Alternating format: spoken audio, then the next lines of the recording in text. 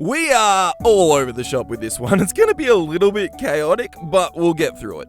We've got some of the longest runs we've ever had, and we've got some of the shortest runs we've ever had. We've got some twists, we've got some turns, we've got a few little mistakes here and there, but this one was a lot of fun. So it's time to find out. How long does it take to get to the 5th gym in every Pokemon game?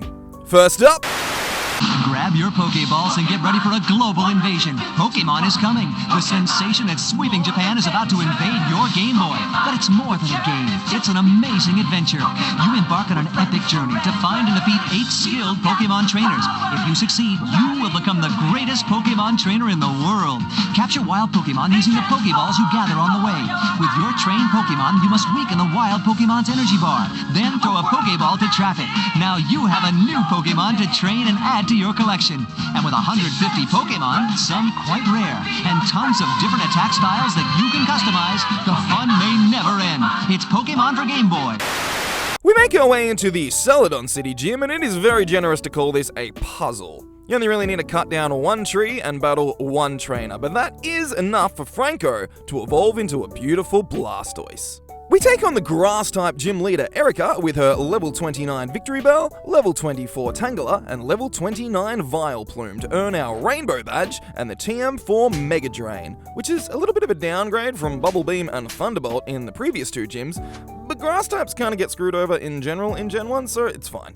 We head out of the gym, and before we do anything else, we're going to quickly head out west through the back of the guardhouse and into this lovely lady's house to grab the HM4 Fly, which we will immediately teach to ducks. We head back to Celadon and go straight to the game corner, where we find a Rocket Grunt guarding the poster on the wall, which is a little bit suspicious. So we take down his rat and bat and find the secret switch behind the poster, which leads us down into the Rocket hideout, where we dick around on these little spinny tile things for a while before we find the Grunt guarding the lift key.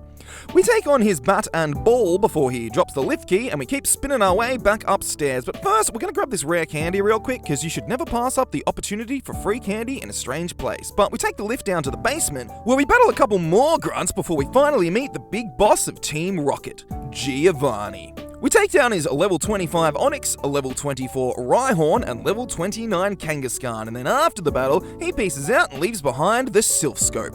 We grab the scope, fly back to Lavender, and head straight to Lavender Tower, where we find Blue, who's keen for a battle. So we take on his level 25 Pidgeotto, level 23 Gyarados, level 22 Growlithe, level 20 Kadabra, and level 25 Ivysaur, but not his Raticate. We keep making our way up the tower until we reach the top floor, but before we head up the last set of stairs, a mysterious ghost appears. The Sylph Scope does its thing, and it turns out to be a dead Marowak who was killed by Team Rocket while they were trying to steal a bunch of Cubone skulls to sell for profit. And this whole situation is kind of intense, but we calm the Marowak with a quick bubble beam to the face, and then we keep moving on to the top floor where we battle a few Rocket Grunts and find Mr. Fuji, who was apparently not being captured by Team Rocket, but was just trying to get the dead Marowak's ghost to calm its ass down. Apparently, he didn't try the old bubble beam to the face trick yet, but we head back to Fuji's house, where he gives us our very own "you must make room for this." Yeah, so if you've never played any of the Gen 1 games, a very large amount of time is spent just trying to make room for shit in the bag, because you can only hold 20 items at a time, and that includes everything. Your bowls, your TMs, your Sylph Scopes, whatever. So item management it's a whole thing. Anyways, we grab the Poke Flute off Fuji, and now we have a choice to make. We could A, head straight over to Saffron City and take on Sabrina.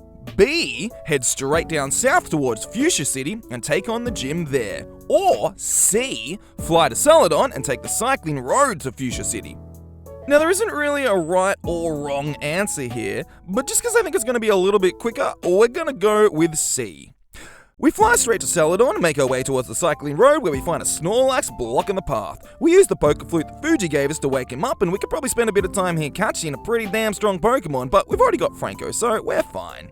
We head down the cycling road into Fuchsia City and straight through the doors of the gym with a time of 25 minutes and 41 seconds. Alright, let's do it again with... This program proudly brought to you by Pokemon Yellow and your new best friend Pikachu. Play it on this limited edition Pokemon Game Boy Color. We make our way into the gym, and Jonathan hits level 36 in the exact same battle that Franco hit level 36. Unfortunately, Jonathan is a Nidoking and not a Blastoise, so that means literally nothing. But we take on Erica, whose Victory Bell has gone from level 29 to level 32. and is also a Weeping Bell now. Her Tangela gets a pretty big buff here, going from level 24 all the way up to level 30, and her Vileplume has gone from level 29 to level 32, and is also a Gloom now.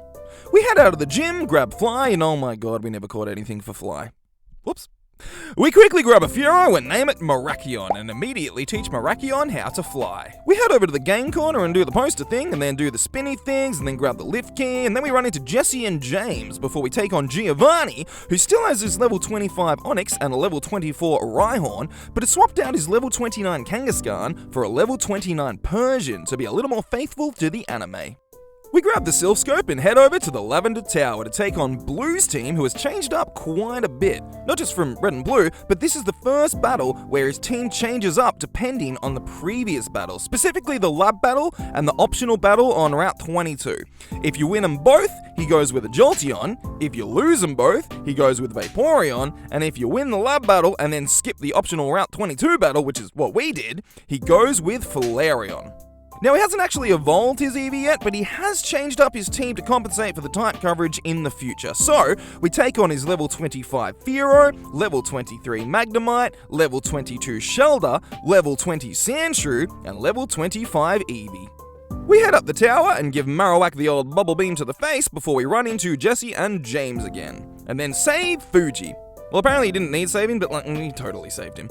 Anyways, we grab the flute, take down Snorlax, head down the cycling road and into Fuchsia City, where we go straight through the doors of the gym with a time of 26 minutes and 34 seconds. Now, this is a pretty good run between gyms because we get a little bit of everything. We get some narrative progression with the Team Rocket storyline moving forward here, giving us our first introduction to Giovanni and also the Sylph Company, which may be important later on. But we also get a little bit of in-game lore with the Lavender Tower, showing us that Pokemon can not only die, but also that ghosts are a thing in this world and they will haunt you if you piss them off. So that's pretty cool. And we have plenty of options for places to explore depending on which way you feel like going after Lavender Town. Like, we could have skipped Surge, Erica, and Koga and gone straight to Sabrina after Misty's gym, which is a terrible idea, but it's super cool to have this much freedom to choose your own way to play the game. Let's see what's going on in... Now concentrate. Think Pichu. Pikachu. Cool. The new Collector's Edition Gold and Silver Pokemon Game Boy Color. Oh, how about 5 more for my friends? We make our way into the Ecruteak City Gym, where we have to follow the hidden path all the way to the end, and if we get it wrong, we get sent back to the start. It's not a bad little gym puzzle, but we take on the Ghost-type gym leader Morty with his level 21 Ghastly, level 21 Haunter, level 23 Haunter, and level 25 Gengar. And honestly, it's pretty weird that he doesn't use Mischievous instead of just 3 Kanto Ghost types, but all the Gen 2 gym teams do kinda suck, so it's fine. But we earn our Fog Badge and the TM for Shadow Ball. We make our way out of the gym and straight over to the brothel, where we take on the working girls and their assorted evolutions. And while we're in here, Wally evolves into a Feraligatr. And then on the way out, this fancy man over here gives us the HM4 Surf, which we immediately teach to Wally. We head into the Pokemon Center for a quick heal and run into Bill. You guys remember Bill from that one time in Red and Blue? Well, now he's in Johto and he's invented time travel or something. I don't know, I wasn't really listening. But once again, we got a couple of options here. We could... A. Head out east towards Mahogany Town and the Lake of Rage to catch ourselves a shiny red Gyarados. Or B. Head west towards Olivine City and down to Cianwood to take on Chuck. And once again, there isn't really a right or wrong answer here, but only one of those options ends with us getting the HM for Fly, so we're gonna go out west. We head over to Olivine, where we run into Silver, who is not keen for a battle right now, and is just kinda pissed that the gym leader ain't here at the moment, but he does mention that she's at the lighthouse. So we head over to the Olivine Lighthouse, where we battle a few trainers and climb all the way to the top, where we find the Olivine gym leader, Jasmine, who is taking care of Amphi, a sick Ampharos who usually runs the lighthouse. She asks us to go down to Cianwood to grab some medicine for Amphi, but before we head off, we stop by a local cafe where this guy gives us the HM for Strength, which is another one of those HMs where it would be really easy to miss if you didn't know it was here. But while he turns into a Lapras for some reason, we head down south towards Cianwood City, where we go straight through the doors of the gym with a time of 19 minutes and 29 seconds. Let's see if anything's changed in...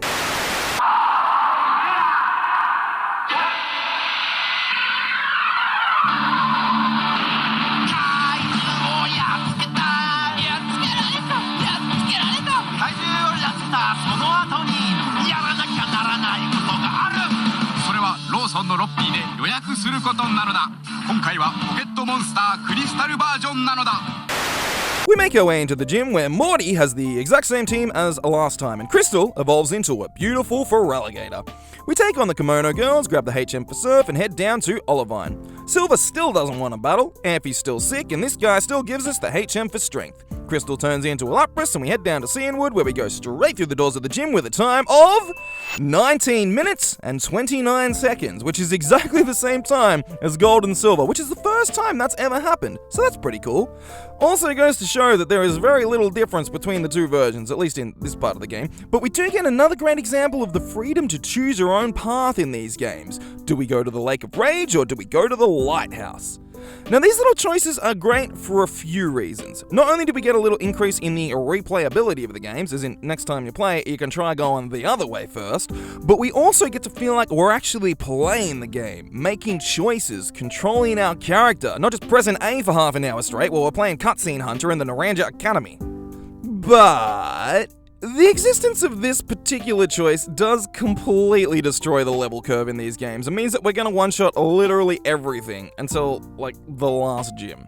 So it's a little bit of a double-edged sword situation here.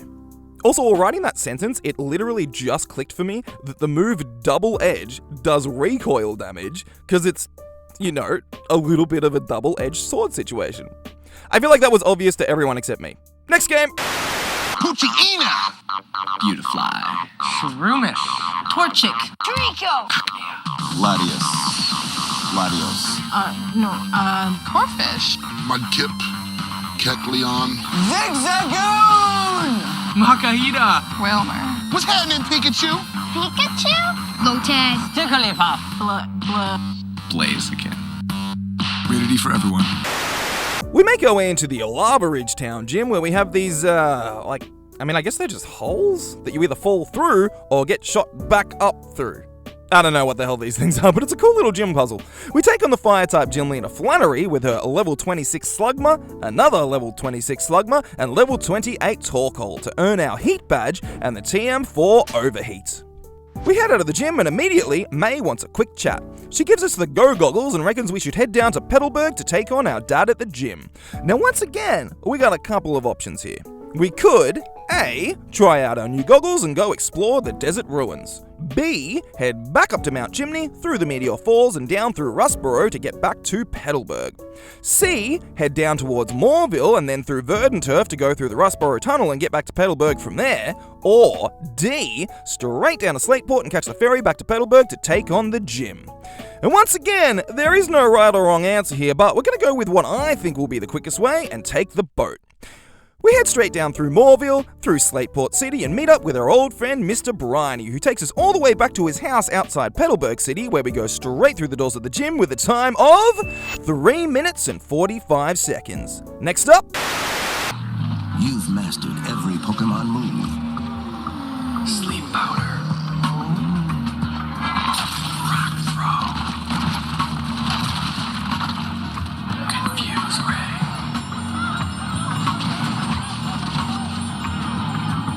Now you're ready for the all-new Battle Frontier. Take on your biggest challenge yet in Pokemon Emerald, only for Game Boy Advance.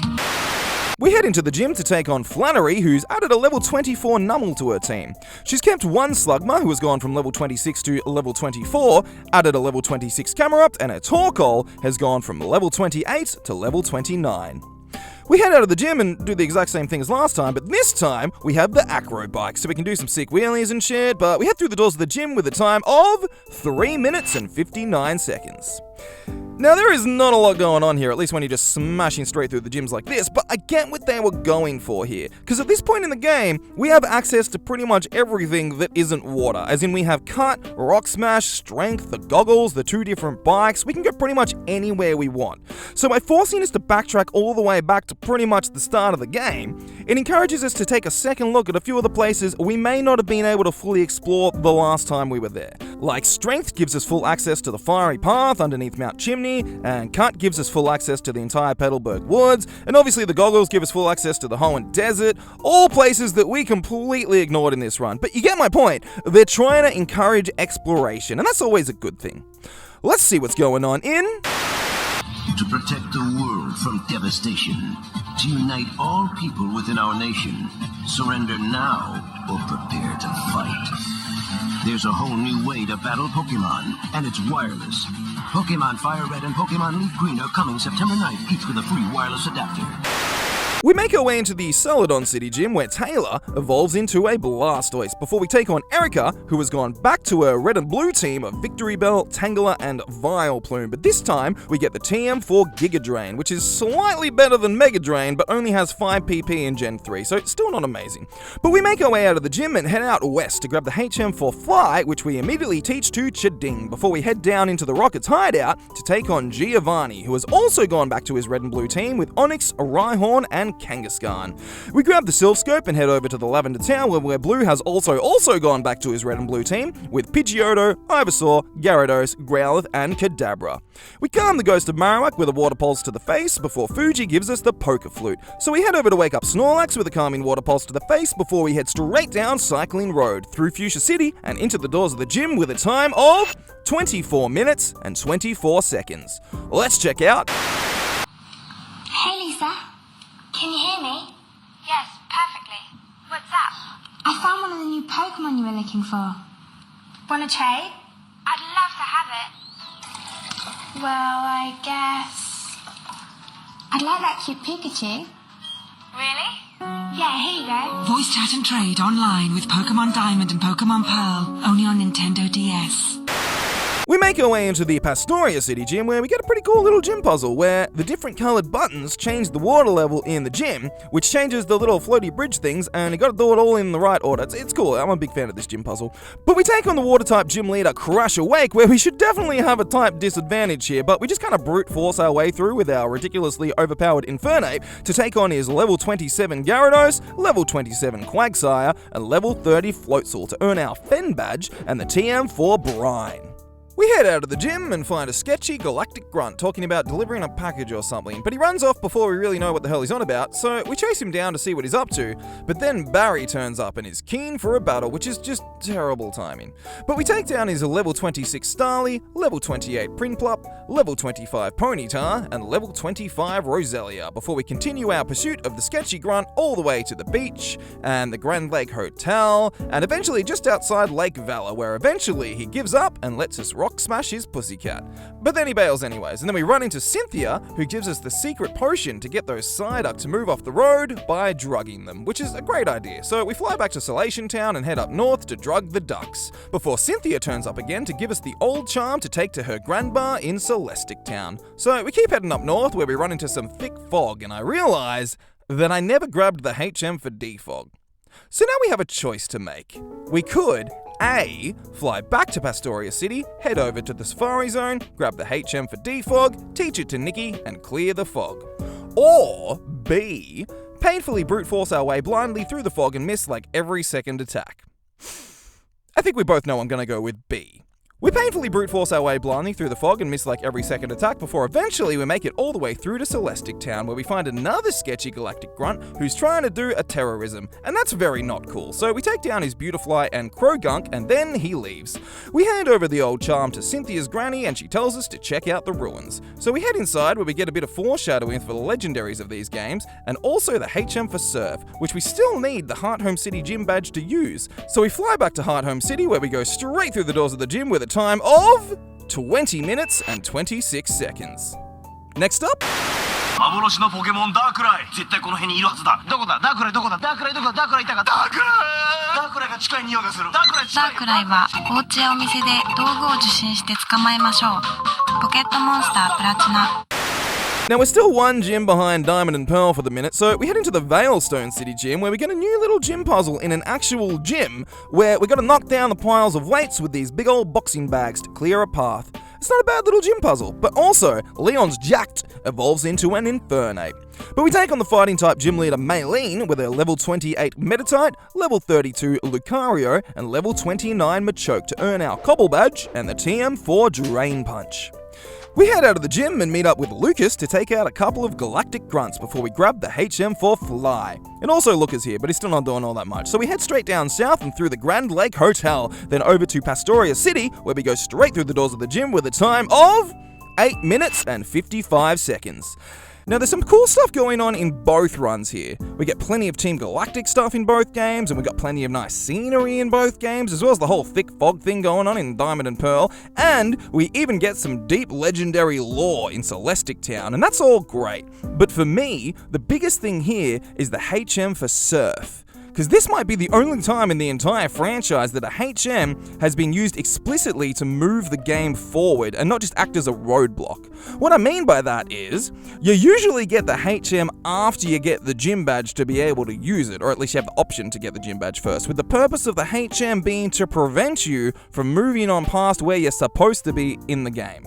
An easy example of this is Cut in Red and Blue. As soon as you get it, you can use it straight away. But if you skipped the second gym, you're gonna have to go back and sort that out first, because you're not supposed to skip the second gym. Whereas in these games, they give you the HM for Surf, even though you can't use it yet, specifically to guide you back to Heart Home City, because otherwise, there's not really any story or narrative reason to go back there, which I think is actually just shitty game design, to be honest. But luckily, Platinum fixes a lot of things that Diamond and Pearl got wrong. And is all around just a better game. And really should have been the basis for the remakes. Speaking of remakes, Pokemon is all about finding, collecting, and battling Pokemon. You have to catch them all. If you go through the grass, suddenly out pops a Pokemon. Shoom! They pop up whenever they want to. And you can either fight, bring it on, run away. I never run away. Discover Pokemon Heart Gold and Soul Silver versions out now, only on Nintendo DS. we make our way into the Ekrutik City Gym, where we've had a little bit of a visual upgrade here. It's pretty much the same gym puzzle as Gold and Silver, but we take on Morty, who's still rocking the same old ghastly two-horners and a Gengar, but after the battle, Jamie evolves into a Feraligatr. We head out of the gym and over to the dancing house, just like in Gold and Silver, but this time we only have a single dancing Rocket Grunt. So we have a quick battle, and it turns out he wasn't really doing anything all that criminally. He just wanted to hang out and dance for a bit, and now I kind of feel bad for the dude. But on our way out, we still get the HM4 Surf. Now, instead of heading straight out west like we did last time, this time we're going to head out east, but not like all the way, just far enough to grab the HM4 Strength from this guy over here, before heading back out west and down to Olivine City. Silver still doesn't want to battle, Effie's still sick, and we still got to head down to Cianwood, but this time, instead of turning into a Lapras, Jamie turns into a generic fish thing. Now I kind of miss Lapras. But we head through the doors of the gym with a time of 15 minutes and 31 seconds. Let's check out. Hi, my name is Gia, and you're here with One Direction! And we're here to talk about Pokemon! What Pokemon do you think Harry looks like? There's that little monkey one called Pansia, and he's got like a little curl on his head. He walks like this. Explore, collect and battle in Pokemon Black and Pokemon White on Nintendo DS.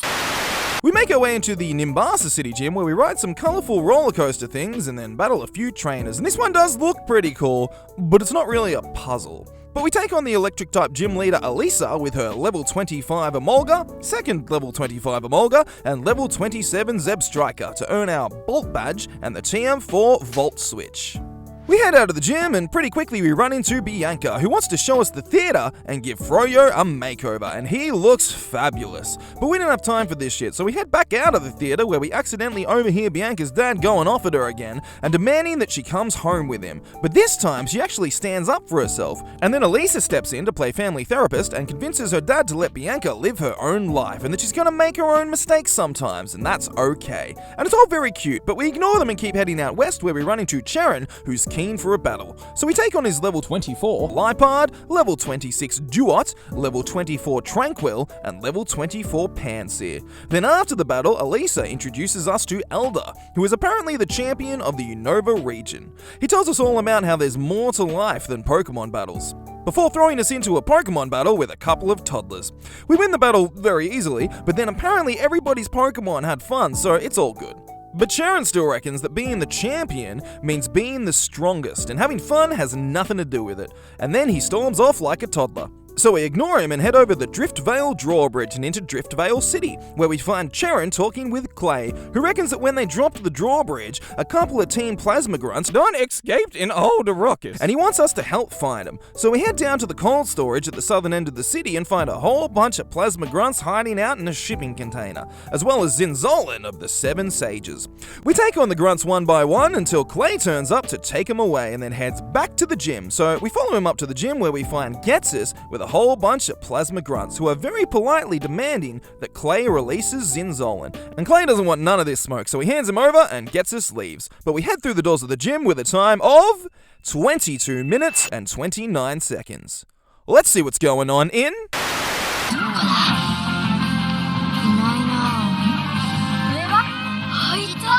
Nintendo 3DS のカメラを使ってポケモンを捕まえる。捕まえたポケモンはブラック2、ホワイト2に連れて行ける。We make our way into the new Nimbasa City Gym where instead of roller coasters, we have a single catwalk, and honestly it's a little bit of a downgrade, but we take on Elisa, whose first Emolga has gone from level 25 to level 28, and her second Emolga is a Fluffy now. But she still has her Zeb Striker, who's gone from level 27 to level 30. We head out of the gym and run into Hugh, who is talking a whole bunch of shit to some Team Plasma guys and is about to get his ass kicked. So we help him out and take down a couple of the grunts before Hugh tells us all about how some Team Plasma guy stole his little sister's purloin a few years ago, and that's why he's always such a dick to everyone in Team Plasma. But we ignore him and keep moving out west where we find Bianca, who gives us the HM4 Fly and wants to teach us all about the hidden grottos. So she takes us down a narrow path between the trees where we find a hidden Minccino, which I usually wouldn't really care about, but we are definitely going to be catching this little guy for one very good reason, which will soon become clear. But we catch the Minccino and name it Coco. We head back out of the grotto and run into some douchey guy on a motorbike who challenges us to an unskippable triple battle, which means we need at least 3 Pokemon to get past this bit of the game. Luckily, Coco is here to help us out. So Coco, Sandsapani, and Rushfelt have a crack at a triple battle, and honestly, Rushfelt is really carrying the team here. But we take down a Sigilyph, Archon, and Tortuga to win the battle and the adoration of a bunch of random people. But we keep moving on and over the Driftvale drawbridge into Driftvale City where we find 2 Plasma grunts arguing over something.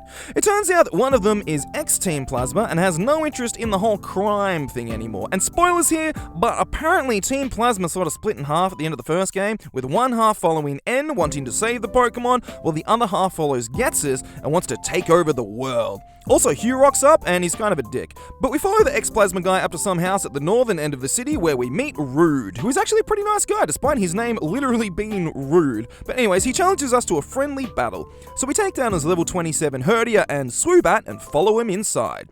Rude explains that these ex-members of Team Plasma now take care of all the Pokemon that were stolen years ago, and then Hugh continues to be a dick for no reason before he throws a tantrum and storms off like a toddler.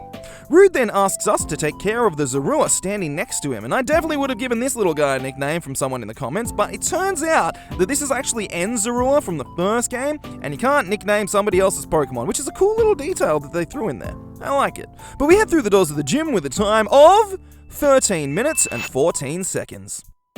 Now, this is obviously a pretty story-heavy part of the game here, which, to be fair, this whole game has been pretty story-heavy, but I do like the parallels between Charon and Hugh here in the 2 different versions, both of which are going through a fairly similar story arc, struggling to come to terms with a challenge to their own worldview. As in, Charon used to think that the only thing that mattered was being the strongest trainer in the world, but he's starting to learn that that may not be the way that everybody else sees things, and is currently struggling to deal with it by throwing a little tanty. Whereas Hugh used to think that everyone who's ever been involved with Team Plasma was pure evil. But he's starting to learn that that may not be the way that everyone else sees things, and is currently dealing with it by throwing a little tanty. It's just another cool little way of hitting some of the same story beats, while still keeping things fresh in the sequels. But let's see what's going on in... Last night, I dreamed of all new Pokemon. I dreamed of an amazing new region to explore. I dreamed of new ways to battle. I dreamed of awesome new legendary Pokemon. You can experience Pokemon like never before. It's Pokemon X and Pokemon Y. Playable on Nintendo 3DS and 2DS. Rated E for everyone. We make our way into the Cormeline City Gym where we have a little treehouse rope swing thing going on, and I'm getting some serious Donkey Kong vibes here, so I'm okay with it. And also, Alexander evolves into a beautiful Charizard. But we take on the Grass-type gym leader Ramos with his level 30 Jumpluff, level 34 Go-Goat, and level 31 Weeping Bell to earn our Plant Badge and the TM for Grass Knot. We head out of the gym and immediately get a call from Lysander, who seems to be pretty stoked about this whole Mega Evolution thing. But we ignore him and keep heading down south towards the Lumiose Badlands, where we find a lone member of Team Flare guarding a little bridge for some reason. We take down his Houndoom and Golbat, and then after the battle he drops his Power Plant Pass. So we grab the pass and head into the Kalos Power Plant. We take down a couple more Team Flare grunts and eventually find a couple of Team Flare admins who are trying to steal some energy or something, I don't know, it doesn't really matter. But we take on their level 36 Houndoom and their level 28 Mightyena, and then they bail.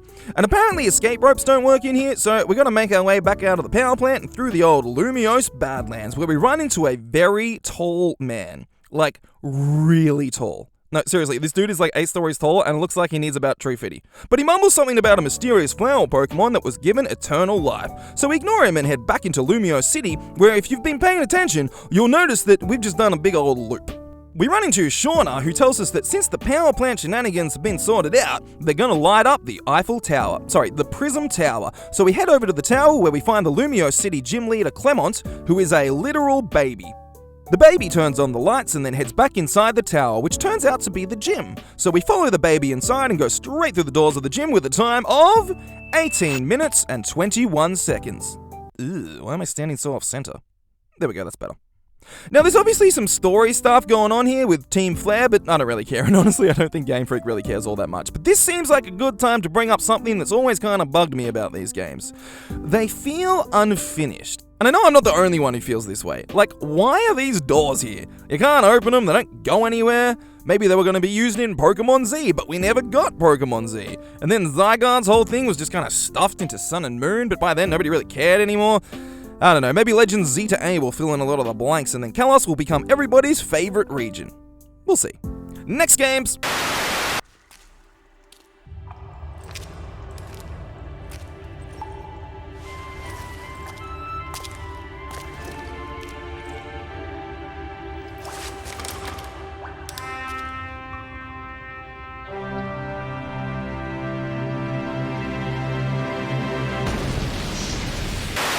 We head into the Lava Ridge Town gym where we've swapped out the mysterious holes for trapdoors and water jet elevator things. I don't know, it's still weird, but it's still a cool little gym puzzle. We take on Flannery, who's got a bit of a mix of her Ruby and Sapphire and Emerald teams, keeping her level 26 Slugma from Ruby and Sapphire, as well as her Nummel from Emerald, who has gone from level 24 to level 26. She ditches the camera up from Emerald, but she does keep her level 28 Torkoal from Ruby and Sapphire.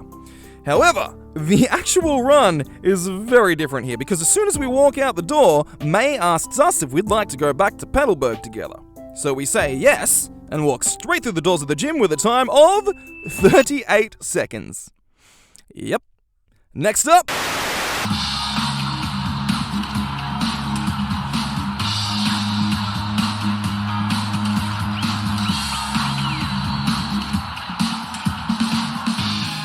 Pikachu, Kairyu, Yadron, Pigeon, Kodak, Korat, Zubat, Gallop, Sanders, Menokrage, Power, Garagara, Kamatama, Fushigane, Abu, Eevee, Utsudo, Erebu, Kabigon, Kabuto, Saidon, Jugon, Polygon, Dig, the Dodorio, Genga, Dogas, Nyas, Kenaka, Wakanagata, Mew.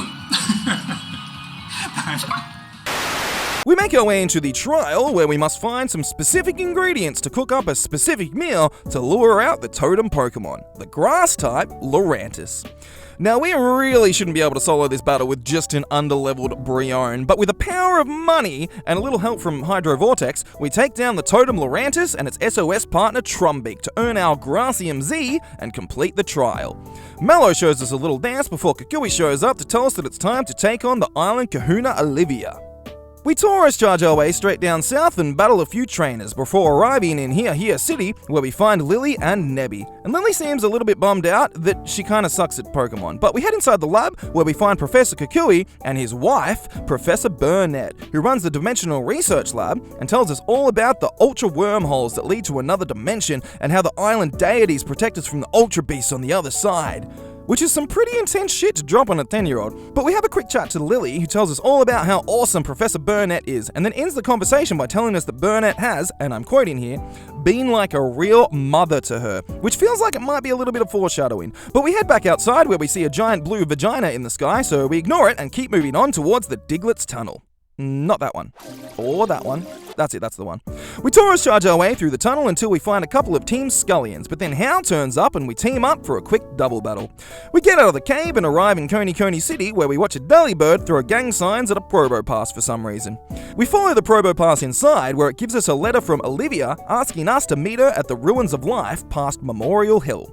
So we head back out east, where it turns out the Tauruses are not welcome in graveyards for whatever reason. So we continue on foot and run into a couple more Team Scullions trying to steal a Slowpoke from a couple of Whitecoats. Mr. Bug-Eyes over here asks us for our help, so we take down the two grunts and get the Slowpoke back. They thank us for our help and invite us to the Hanno Grand Resort, but before we can take them up on their offer, we're gonna keep heading out east, where we find Plumera, who is a Team Skull admin that's kinda pissed that we keep taking down all her grunts. So we take on her level 25 Golbat and level 26 Salandit, and then she leaves. We Taurus charge our way to the Ruins of Life, where we finally find Olivia, and she is keen for a battle. So we take on her level 26 Nosepass, level 26 Bulldor, and level 27 Midnight Form Lycanroc. After the battle, she gives us the Rockium Z and shows us a little dance. We Charizard glide back up to Here City and over to the Hanno Grand Resort, where we learn that Mr. Bug-Eyes' name is Faber, and he wants to take us on the tour of the Ether Paradise. So we jump on a boat and make our way out to a big old man-made island that is apparently a sanctuary dedicated to the conservation of Pokemon. We meet the president of the Ether Paradise, a woman with very stiff hair named Lucamine. She seems nice enough, but then some crazy sci-fi shit starts going down, and a big-ass wormhole opens up to reveal a freaky-ass jellyfish thing, and this shit has escalated very quickly in this children's game. But we take on this weird jellyfish thing and hit it with the old Hydro Vortex. It sort of glitches out for a second and then disappears, and Lucamine seems weirdly into the jellyfish, which she seems to think was an Ultra Beast. We say our goodbyes and jump back on the boat, but this time we're headed for Ula Ula Island, where Hal is keen for a battle. So we take on his level 28 Alolan Raichu, level 28 Leafeon, and level 29 Torracat. We Taurus charge our way over to the Melee Garden, where we find Professor Kukui, who tells us to meet him at the bus stop, where he'll take us up to the next trial. But before we get too far, Lily asks us to help her out at the library, so we Taurus charge. Oh my god, you can't take 2 steps in this game without a cutscene. We meet Professor Oak. Not that one. Or that one. That's it, that's the one. He shows us the way to the library, so we follow him in, where we find Lily having a chat with Acerola, and they seem to be having a good time, so we ignore them and keep Taurus charging out west, where we find a couple of Team Scullions trying to steal a bus stop, which, to be honest, we've all had a big night and tried to steal a sign before, so I kinda get it. But we take down the grunts, and Ariari evolves into a beautiful Primarina. We catch the bus up to the Mount Hakulani Observatory, where Kukui shows us a beautiful view of Mount Alanakilla, which is the future site of the Pokemon League. And also, if you spell it backwards, it's Mount Alick-Anal, and that's kind of funny. Kukui introduces us to Moraine, who is not the trial captain, but he used to be. And he is keen for a battle, so we take down his level 29 Skarmory, level 29 Matang, and level 30 Alolan Dug trio. After the battle, he lets us know that the real trial is just inside these doors, so we head into the trial with a time of 55 minutes and 57 seconds. That was fun, let's do that again.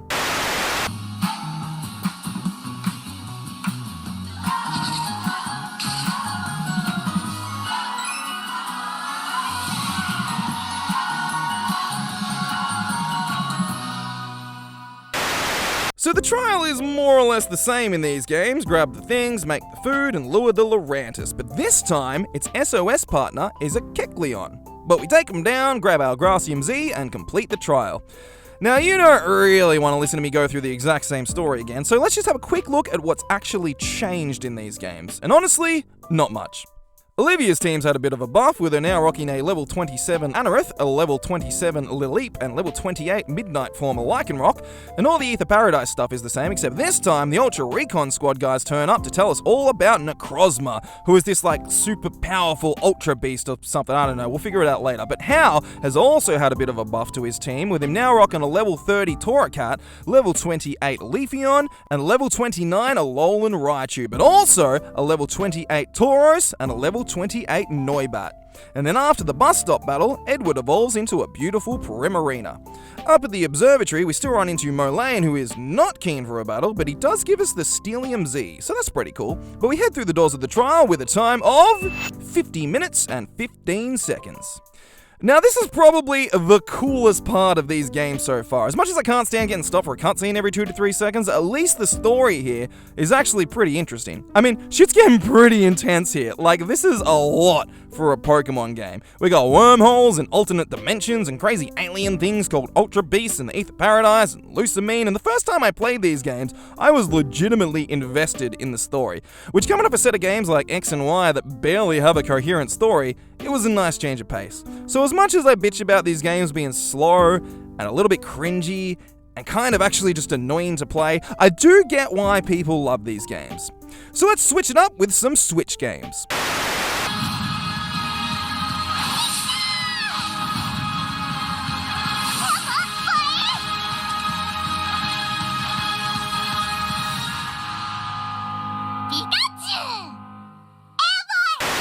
We make our way into the Celadon City Gym, where we've had a little bit of an upgrade to the gym puzzle here. Instead of just cutting down one tree and battling one trainer, we gotta cut down a few trees and battle a few trainers. It does look quite pretty in here though. But we take on Erica, whose team has gone up a fair few levels, with her Tangela going from level 24 to level 33. Her Victory Bell has also gone up to level 33, but is now just a Weeping Bell. And her Vileplume has gone all the way up from level 29 to level 34. We've also gone back to Mega Drain as Erica's TM, which is, it's just not a very good attack this late in the game, so that's a bit shit. But we head outside the gym, and this time we don't need to worry about grabbing the HM for Fly, because there are no HMs in these games. But we do run into Brock, who gives us the tea. Not like some bitchy gossip or whatever, literally like some tea. Anyways, we head into the game corner as usual, but this time the Rocket Grunt that's guarding the poster reckons there's another Rocket Grunt back in Lavender Town, and that dude's supposed to be guarding the poster, so this dude ain't moving. So we make our way back towards Lavender Town, and to make the journey a little easier, we cut through the little guard house over here by bribing the guard with some of Brock's tea, which he will apparently share with all of the other guards, so now we can go wherever the hell we want. So we go straight through Saffron City and back to Lavender, where we head over to the Lavender Tower to find Trace, who is keen for a battle. So we take on his level 27 Pidgeotto, level 28 Raichu, level 27 Gloom, and that's it. Oh my god, this dude is such a scrub compared to Blue. But we keep moving on and up the tower until we find a big old scary ghost, and then Trace shits in his pants and leaves. The little Cubone from that one time turns up, and he seems kind of bummed out for some reason, so he leaves too. So we follow the little Cubone outside, where we find Jesse and James, who not only steal the Cubone, but are planning to take the little guy back to the Rocket hideout in the Celadon City Game Corner. So we head back through Saffron and back to the Game Corner, where we can finally take down the grunt guarding the poster to reveal the hidden switch that opens up the secret staircase down to the Rocket hideout. Now, the rest of the run plays out pretty similar to the previous Kanto games, but we do get a cute little minigame where we get to control Eevee to sneak around some little platforms and grab the basement key. And I really wish Game Freak would do more of this, because this was super cool. But we still take on Giovanni, and we still grab the Sylph Scope, but this time, once we're done with all of that, this guy shows us the secret technique for Skydash, which is, it's just fly. But that's going to come in very handy, because we still have to go back to the Lavender Tower, where we still have to do the whole Marowak's a ghost thing, but this time we cut some onions with this sad as fuck scene of Cubone letting go of the ghost of his dead mum. So that's pretty cool. But we still save Mr. Fuji, and we still grab the Poker Flute, and we still wake up the Snorlax, but this time, we're basically forced to catch the thing. So we grab ourselves a Snorlax and name it Charlie. We head down what used to be the cycling road, but is now just a normal road, and arrive in Fuchsia City, where we head straight through the doors of the gym with a time of... Oh, shit. So before we can take on the gym, we need to catch 50 different Pokemon. And so far, we've caught 4. And that's including Charlie. So this might take a while. So we skydash our way all the way back to Pallet Town and start making our way through the entire map. And we catch Pidgey, Rattata, Bellsprout, Caterpie, Weedle, Geodude, Berry, Zubat, Spearow, Psyduck, Jigglypuff, Vulpix, Diglett, Drowsy, Nidoran, Krabby. Catch him, gotta catch 'em all, Pokemon! Alright, that's enough of that. But eventually, we catch the full 50 and head through the doors of the gym with a time of 1 hour, 39 minutes, and 31 seconds. Next up!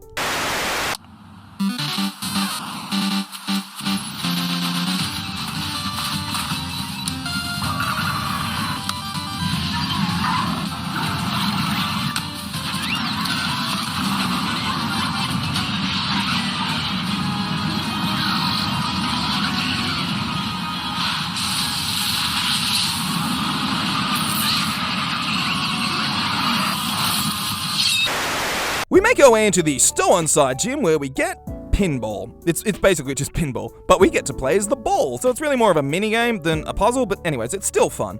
Alright, so this is the first gym where the two different versions have two different gym leaders. In Shield, you get Alistair, the ghost-type gym leader, but in Sword, which is what we're playing on, you get Bee, the fighting-type gym leader. So we take on Bee with her level 34 Hitmontop, level 34 Pangoro, level 35 Surfetched, and level 36 Gigantamaxima Champ to earn our fighting badge, yes, it's literally called the fighting badge, and the TM for Revenge. We head out of the gym and immediately run into Sonia, who's still banging on about the Hero of Galar and the Darkest Day and all that bullshit, so she takes us to see an ancient mural, which looks just awful. Like, embarrassingly bad. They definitely should just rip this thing down. It is hideous. Luckily, that's exactly what Bede's thinking, so we have a quick battle and then Rose turns up, and he's kind of pissed about the whole Bede destroying the mural thing, even though it looked horrible. But then thankfully, the ugliest mural in the world finally breaks apart to reveal a statue of two mysterious Pokemon holding a sword and a shield. And then Sonia figures out that the Hero of Galar wasn't just one dude, but it was actually these two Pokemon. Which, I mean, they're on the box art, so it's really not that big of a reveal. But anyways, we head back down to Stow-on-Side and then up north through the Glimwood Tangle, which looks just absolutely incredible. But there's not a whole lot going on here, so we go straight through Balloonlia, where there is also not a whole lot going on, but we head through the doors of the gym with a time of 6 minutes and 30 seconds. And I feel like I can't talk too much shit on Sonia here because she hasn't seen the box art for these games, but this reveal barely counts as an actual reveal. Like, the whole thing probably could have been done a little bit better. I don't know, maybe there were some 10-year-old kids out there who really didn't see this coming and got their mind holes blown by this revelation, but either way, that's not my problem with this section of the game. My issue is that everything about the Glimwood Tangle and Balloonlia looks incredible, but there is nothing going on here. Like, Balloonlia literally only has a Pokemon Center, 2 houses, and a gym. That's it. Every single town in Kanto has more going on for it than Balloonlia, and Gen 1 was programmed on a potato. This is just lazy. Looks awesome though. Let's check out... Get ready to embark on a thrilling Pokemon adventure.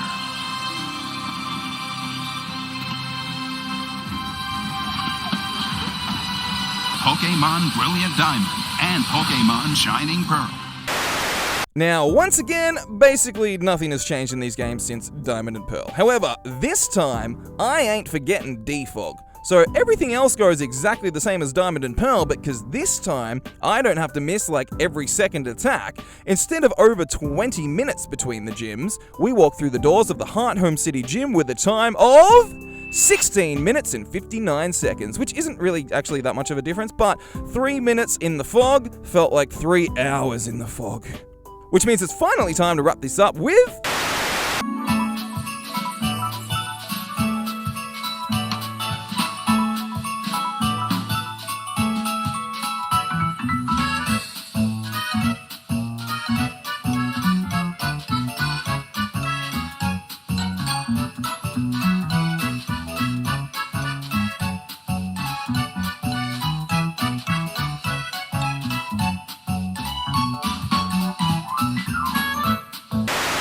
Now, this gym test is a little bit different to the other ones, because instead of a puzzle or a little minigame or something, we have to give Kofu his wallet, because he accidentally left it behind, and he's gone to buy some seafood in the Porto Marinada.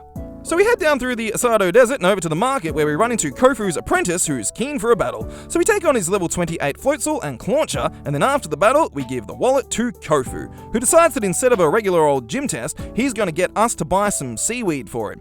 So we have a little auction with Kofu's money, and I could be wrong here, but I'm fairly sure it's impossible to stuff this up. So we buy the seaweed, give it to Kofu, then he heads back to the gym in Cascarappa, and so do we, where we take on the Water-type gym leader Kofu with his level 29 Veluza, level 29 Wugtrio, and level 30 Crabominable, who is a fighting and Ice-type that becomes a Water-type when it puts on its little hat. Now, we're probably not going to beat 38 seconds here, but the Medali gym is like right there. So let's see how we go.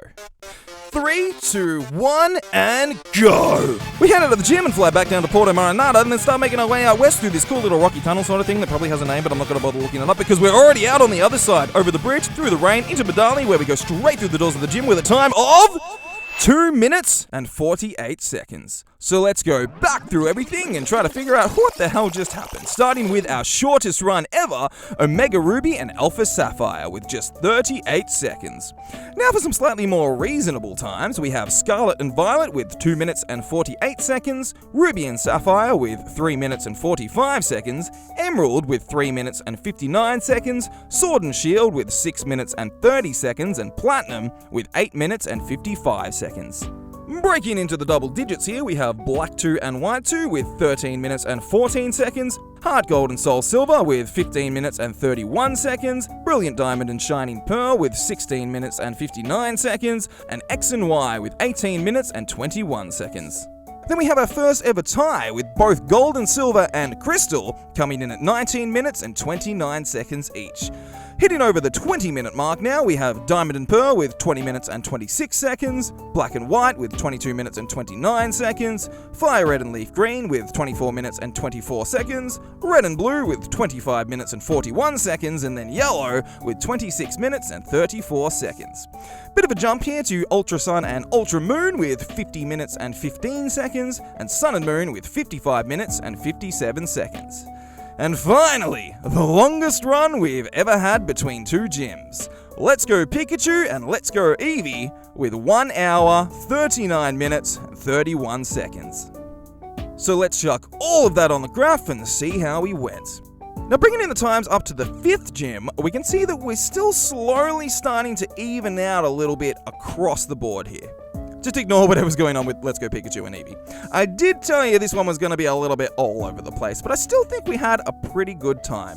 We may have had a few nothing runs where we just bailed from one gym to the next, but we're also starting to get a few runs where we have the freedom to choose our own way, to carve our own path forward. At least in the first few generations. And I guess in Scarlet and Violet as well, so that's pretty cool. But we also get some of the best runs we've ever had, like with Sun and Moon, where things are actually starting to happen. But we are well and truly past the halfway point now, and as chaotic as this run was, I think it's only going to get even crazier from here. But I'm sure it's going to be a lot of fun. Thank you so much for watching, ladies and gentlemen. I will see you next time.